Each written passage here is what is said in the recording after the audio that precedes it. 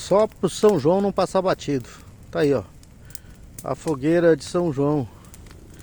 Era pra ter colocado fogo ontem, mas choveu de manhã. A lenha tava bem molhada. Mas agora tá aí, ó. A nossa fogueira. São João não vai passar batida aqui no canal Fatos, Informações e Opiniões com Ed Moreno. É uma tradição, nem que seja acender uma fogueira pequenininha, né? Na véspera ou no dia de São João. Tá aí, não deu para acender na véspera. Daí, no dia de São João. Na noite, né? Na noite de São João. Já quase terminando a noite de São João.